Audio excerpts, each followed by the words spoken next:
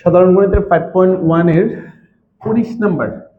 একজন ক্ষুদ্র ব্যবসায়ী 5,600 টাকা বিনিয়োগ করে এক বছরে কিছু টাকার উপর 5% এবং অবশিষ্ট টাকার উপরে 4% লাভ করলেন। মোট 256 টাকা লাভ করলে তিনি কত টাকার উপর 5% লাভ করলেন? সো আমরা প্রথমে ধরি 5% লাভ করে x টাকার উপর 5% লাভ করে x টাকার উপর। আচ্ছা, অবশিষ্ট টাকা উনি 4% লাভ করে, তাহলে অতএব 4% লাভ করে 5600 মাইনাস x টাকার উপর। কার কোনো আপত্তি আছে? টোটাল তো সে ইনভেস্ট করছে 5600 টাকা, এর মধ্যে 5% লাভ করে x টাকার উপর, তাহলে বাকি 4% লাভ করে 5600 মাইনাস x টাকার উপর। 5% লাভ করে মানে কি? আবার এই কথা উল্লেখ করছে ওরা এক বছরে, ঠিক আছে? তাহলে 5% লাভ করে কথাটার মানে হচ্ছে 100 টাকায় এক বছরে লাভ করে 5%, মানে 5 টাকা। মানে আমরা একটু লিখে নিব 5% এর ক্ষেত্রে 100 টাকায় এক বছরে লাভ করে 5 টাকা। কেমন? অতএব 1 টাকায় এক বছরে লাভ করে অবশ্যই কম হবে, তাহলে 5/100 টাকা। অতএব x টাকায় এক বছরে লাভ করে 5 ইন্টু এক্স বাই 100 টাকা, কাটাকাটি করলে কত হবে? x/20। তাহলে 5% বাবদ তার লাভ হয় হচ্ছে এত টাকা। আবার 4% এর ক্ষেত্রে 4% এর ক্ষেত্রে 100 টাকায় এক বছরে লাভ করে 100 টাকায় এক বছরে লাভ করে 4 টাকা। অতএব 1 টাকায় এক বছরে লাভ করে 4 অবশ্যই 100 টাকা। 4% সে ইনভেস্ট করে কত টাকার উপর? এত টাকার উপর। অতএব 5600 মাইনাস x টাকায় এক বছরে লাভ করে 4 ইন্টু 5600 মাইনাস এক্স বাই হচ্ছে 100, কাটাকাটি করলে কত হবে? 25 হবে। তাহলে সব মিলায় সংখ্যাটা থাকবে হচ্ছে 5600 মাইনাস এক্স বাই 25 টাকা। দেখো, এটা তার একটা লাভ, এটা তার একটা লাভ, এই দুই লাভের সমষ্টি হচ্ছে 256 টাকা। বইলাই দিছে মোট 256 টাকা লাভ করে। তাহলে আমি প্রশ্ন মতে কি লিখতে পারি? প্রশ্ন মতে লিখতে পারি তোমার x/20 plus 5600 minus x by হচ্ছে 25 ইকুয়াল হচ্ছে 256 টাকা।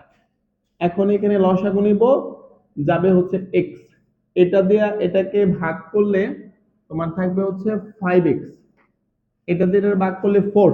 একটু দেখো তো, তোমার 4 এর সাথে 5600 গুণ করলে কত হয়?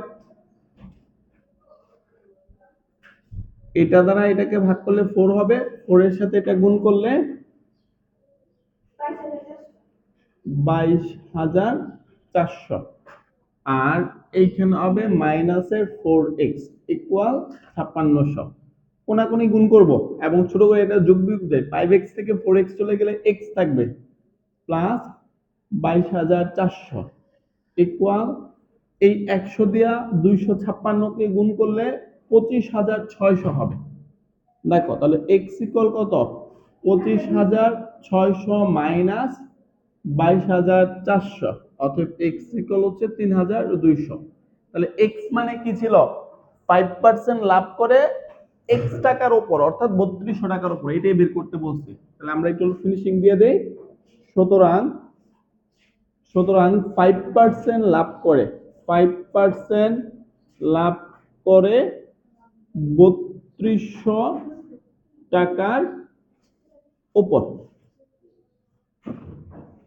20 নম্বর কোশ্চেনটা হচ্ছে একটি বালিকা বিদ্যালয়ে একটি শ্রেণীকক্ষে প্রতি বেঞ্চে 6 জন করে ছাত্রী বসলে 2টা বেঞ্চ খালি থাকে। ওকে, কিন্তু প্রতি বেঞ্চে 5 জন করে ছাত্রী থাকলে 6 জন ছাত্রীকে দাঁড়িয়ে থাকতে হয়। ওই শ্রেণীতে বেঞ্চ সংখ্যা কত? সো আমরা যেটা করব, প্রথমে লিখি 20 নাম্বারটা, ধরি শ্রেণীকক্ষে বেঞ্চ সংখ্যা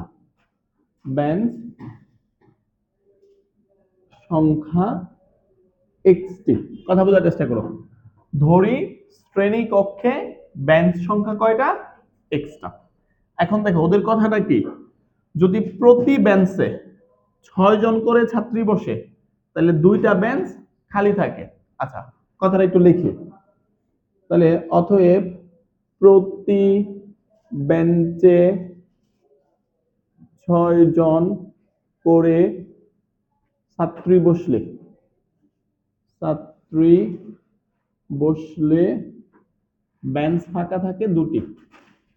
বেঞ্চ ফাঁকা থাকে 2টি। তাহলে অতএব মোট ছাত্রীর সংখ্যা, কথা বোঝার চেষ্টা করো। এই বেঞ্চে মানে এই রুমের মধ্যে কয়জন ছাত্রী আছে সেটা বের করব। এখন প্রতি বেঞ্চে 6 জন করে ছাত্রী বসে, ইউজ হয় না, বেঞ্চ আছে কয়টা? এক্সট্রা। তুমি তো এক্সট্রাই ধরছো, তাহলে আমরা তোমরা এখানে 10টা বেঞ্চ আছে, প্রত্যেক বেঞ্চে তোমরা 6 জন করে বসো। যদি বলি মোট ছাত্রী কত বের করতে পারবা? 10 এর সাথে 6 গুণ করবা। এটা তো বুঝছো নাকি? আচ্ছা, এখন বেঞ্চ তো ফাঁকা আছে 2টা, ইউজ তো হয় নাই 2টা, তাহলে বেঞ্চ ইউজ হয়েছে কয়টা? x - 2টা। ছাত্রী বয় কয়জন? 6 জন। তাহলে ছাত্রীর সংখ্যা কত হবে? 6 * x - 2।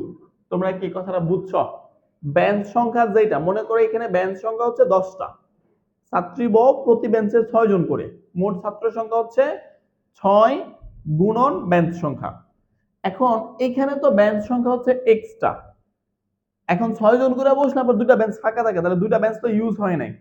তাহলে x - 2 ইউজড হওয়া বেঞ্চ সংখ্যা, প্রতি বেঞ্চে বসে 6 জন, তাহলে x - 2 * 6, এই হচ্ছে মোট ছাত্রী সংখ্যা।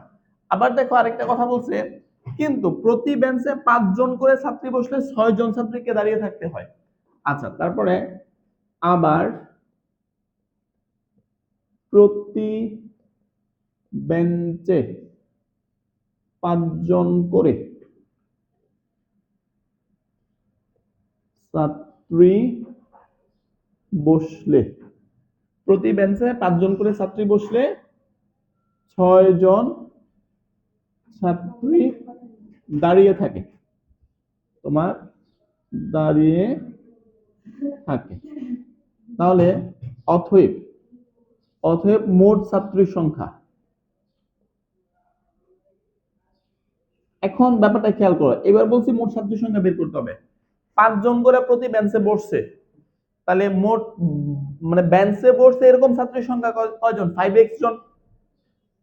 মানে যদি x এর মান 10 হয় তাহলে কি হবে?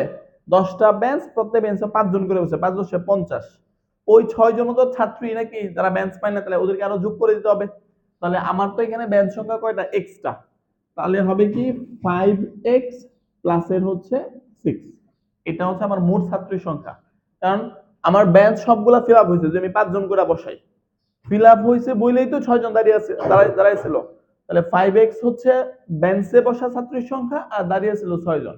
তাহলে প্রশ্ন মতে এটা ইকুয়াল এটা হবে না, এটাও মোট ছাত্রীর সংখ্যা, এটাও মোট ছাত্রীর সংখ্যা। প্রশ্ন মতে দুটোকে ইকুয়াল করে x এর মান বের করুন। তাহলে প্রশ্ন মতে 6 * x - 2 = 5x + 6। চলো গুণ করি, 6 এর সাথে x গুণ করলে 6x - 12, আর এটা 5x প্লাস এর 6। So 6x - 5x = 6 + 12 পক্ষান্তর করছি জাস্ট, হ্যাঁ। তাহলে x ইকুয়াল কত হবে? 18 হবে। ওকে, সো আমরা কি লিখতে পারি? অতএব শ্রেণীতে ব্যালেন্স সংখ্যা, অতএব শ্রেণীতে ব্যালেন্স সংখ্যা টি অর্থাৎ 18টি। 21 নম্বর অঙ্কটা বা এই টাইপের অঙ্কগুলো গুরুত্বপূর্ণ। একটি লঞ্চে যাত্রী সংখ্যা 47 জন, মাথা পিছু কেবিন ভাড়া ডেকের ভাড়ার দ্বিগুণ। কেবিন আর ডেক, লঞ্চে চড়ছো তোমরা? মানে কেবিনটা হচ্ছে একটা রুম টাইপের হয়, একটা মানে কি বলে, একটা খাট থাকে সিঙ্গেল বা ডাবল, একটা টিভি থাকে, একটা বসার টেবিল থাকে, এই টাইপের একটা ব্যাপার থাকে, মানে ছোট ছোট রুম হয়, এগুলোকে কেবিন বলে। আর ডেক হচ্ছে কি, ওই যে তোমার একেবারে ফ্ল্যাট, অর্থাৎ ফ্লোর যেটা, এটাকে ডেক বলা হয়। তো ডেকের ভাড়াগুলা কম হয়, কেবিনের ভাড়াগুলা তো অবশ্যই বেশি হবে, বুঝতেই পারছো, হ্যাঁ।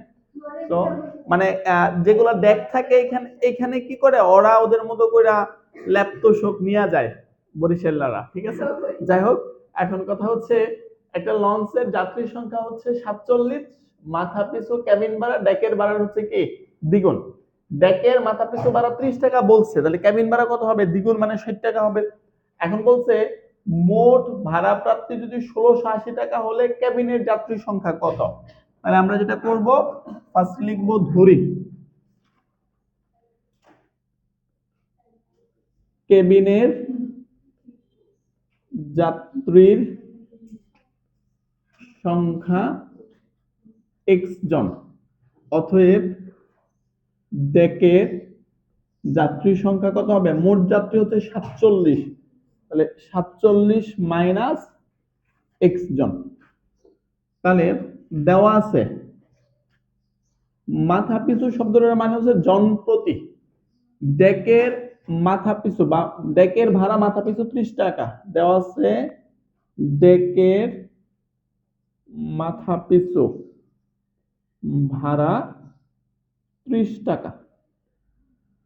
তাহলে অতএব কেবিনের মাথা পিছু ভাড়া কি দ্বিগুণ, মানে কি 60 টাকা।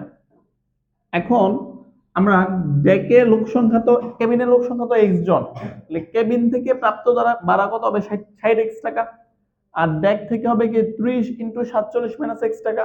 দেখো তো প্রশ্ন মতে আমি কথাটা এইভাবে লিখতে পারি কিনা, প্রশ্ন মতে। তাহলে আমি কেবিন থেকে মোট ভাড়া পাবো 60x, তাহলে 60x টাকা, প্লাস ডেক থেকে মোট ভাড়া পাবো 30 ইনটু এটা, তাহলে 30 ইনটু 47 মাইনাস x, তাহলে কেবিন থেকে প্রাপ্ত ভাড়া যোগ ডেক থেকে প্রাপ্ত ভাড়া ইকুয়াল হচ্ছে 1680। কারণ প্রশ্নে বলে দিছে যে মোট ভাড়া প্রাপ্তি কত? 1680 টাকা। তাহলে ওভারঅল 60x প্লাস এটার সাথে এটা গুণ করলে কত হবে? একটু দেখো, 1410 মাইনাসের 30x ইকুয়াল 1680। তাহলে এখানে একটা যোগ বিয়োগ আছে, 60x থেকে 30x বাদ দিলে 30x থাকবে, আর এটা 1680 মাইনাস 1410, তাহলে 30x ইকুয়াল এখানে বিয়োগ করলে 270, তাহলে x ইকুয়াল 270 বাই 30, কাটাকাটি করলে 9 জন, তাহলে x ইকুয়াল 9। প্রশ্ন কিন্তু বলছে কেবিনের যাত্রী সংখ্যা কত? কেবিনের যাত্রী সংখ্যা x জন অর্থাৎ 9 জন, অতএব কেবিনের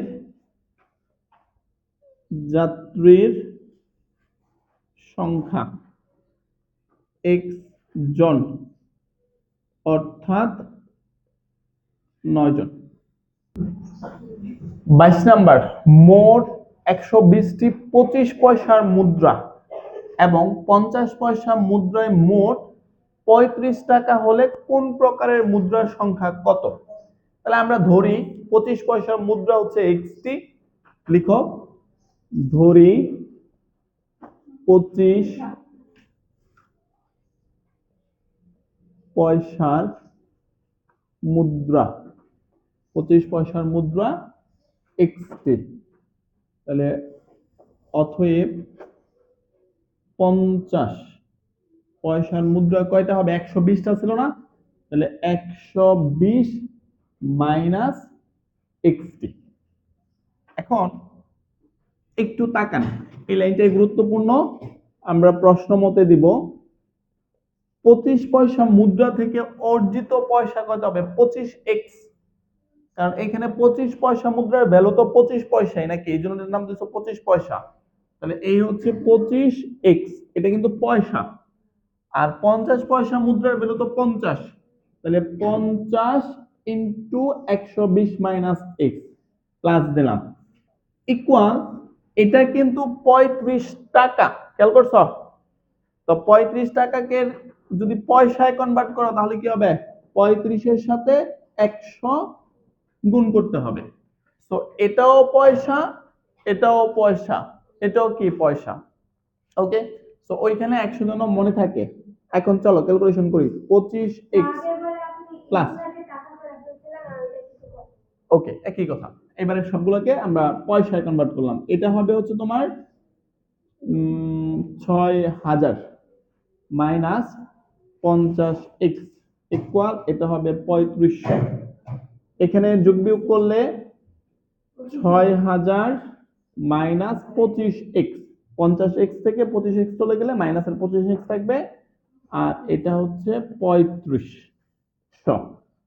প্রক্ষান্তর করো তাহলে 6000 মাইনাস 3500 ইকুয়াল 25x। প্রক্ষান্তর করলে চিহ্নের পরিবর্তন হয়, এখানে যোগ বিয়োগ করলে হবে 2500 ইকুয়াল 25x। তাহলে x টাকে আগে নিয়ে আসলাম, 25x ইকুয়াল 2500। তাহলে x ইকুয়াল হবে 2500 বাই 25, কাটাকাটি করলে 100। তাহলে আমরা কি বলতে পারি? x মানে কি ছিল? 25 পয়সা মুদ্রার সংখ্যা। তাহলে লিখবা অতএব 25 পয়সার মুদ্রার সংখ্যা xt ইকুয়াল 100টি। তাহলে অতএব 50 পয়সার মুদ্রার সংখ্যা কত? 120 মাইনাস xt ইকুয়াল 120 মাইনাস 100টি ইকুয়াল হচ্ছে তোমার 20। 23 নং এ বলছে একটা গাড়ি ঘন্টায়, ঘন্টায় বলতে 1 ঘন্টায়, 1 ঘন্টায় 60 কিলোমিটার বেগে কিছু পথ এবং ঘন্টায় 40 কিলোমিটার বেগে অবশিষ্ট পথ অতিক্রম করলো। প্রশ্ন হচ্ছে গাড়িটা মোট 5 ঘন্টায় 240 কিলোমিটার পথ অতিক্রম করলে ঘন্টায় 60 কিলোমিটার বেগে কত দূর গিয়েছিল। তো আমরা যেটা করব, আমরা আগে লিখব, যেহেতু আমাদের এখানে 5 ঘন্টা দেওয়া আছে, যে ঘন্টায় 60 কিলোমিটার বেগে গিয়েছিল x ঘন্টা। প্রশ্ন করতে পারো আপনাকে তো বলছে কত কিলোমিটার গিয়েছিল। এখন যদি আমরা ফাইনালি বের করতে পারি 60 কিলোমিটার বেগে 2 ঘন্টায় গেছে, তাহলে 60 কিলোমিটার বেগে কথা মানে কি 1 ঘন্টায় যায় 60 কিলোমিটার, তাহলে 2 ঘন্টায় যাবে কি 120 কিলোমিটার। মানে আমরা ঘন্টাটা বের করব, তারপর এটাকে কিলোমিটারে কনভার্ট করব। তাহলে তোমরা প্রথমে লিখবা ধরি গাড়িটি গাড়িটি ঘন্টায় 60 কিলোমিটার বেগে গিয়েছিল x ঘন্টা, গিয়েছিল x ঘন্টা। তাহলে অতএব গাড়িটি ঘন্টায় 40 কিলোমিটার বেগে গিয়েছিল 5 মাইনাস x ঘন্টা। এখন কথা বোঝার চেষ্টা করো, আমি প্রশ্ন মতে কি লিখতে পারি? তাহলে 60 কিলোমিটার বেগে সে যদি x ঘন্টা যায়, মানে ঘন্টায় 60 কিলোমিটার মানে কি 1 ঘন্টায় যায় 60 কিলোমিটার, তাহলে x ঘন্টায় যাবে সে কত কিলোমিটার? 60x kilometre. প্লাস ঘন্টায় যদি সে যায় 40 কিলোমিটার, তাহলে তোমার 5 মাইনাস x ঘন্টায় যাবে 40 মাইনাস, মানে 40 ইন্টু 5 মাইনাস x। এটা অতিক্রান্ত দূরত্ব, এটা অতিক্রান্ত দূরত্ব ইকুয়াল কি 240। তো এখন ক্যালকুলেশন করলে তুমি ইজিলি x এর মান পাবা। 40 এর সাথে 5 গুণ করলে 200 মাইনাস 40x ইকুয়াল 240। তাহলে 60x মাইনাস 40x মানে 20x, প্লাসের 200 টাকা ওই পাশে পাঠাই দাও, তাহলে 240 মাইনাস 200, তাহলে 20x ইকুয়াল 40 অতএব এক্স ইকুয়াল 40/20, কাটাকাটি করলে কি 2। ওকে, তো আমরা কি লিখতে পারি, গাড়িটি ঘন্টায় 60 কিলোমিটার বেগে গিয়েছিল এক্স ঘন্টা অর্থাৎ 2 ঘন্টা। তাহলে অতএব গাড়িটি ঘন্টায় ঘন্টায় 60 কিলোমিটার বেগে গিয়েছিল এক্স ঘন্টা ইকুয়াল 2 ঘন্টা। ওকে, আচ্ছা এখন ওরা কিন্তু জানতে চাইছে 60 কিলোমিটার বেগে অতিক্রান্ত দূরত্ব কত। তাহলে অতএব গাড়িটির ঘন্টায় ঘন্টায় 60 কিলোমিটার বেগে অতিক্রান্ত দূরত্ব, অতিক্রান্ত দূরত্ব বলো কতটুকু হবে। 1 ঘন্টা যায় 60 কিলোমিটার, তাহলে 2 ঘন্টায় কত যাবে, 60 × 2 কিলোমিটার, দ্যাট মিনস 120 কিলোমিটার। এটাই হচ্ছে আমাদের ফাইনাল উত্তর।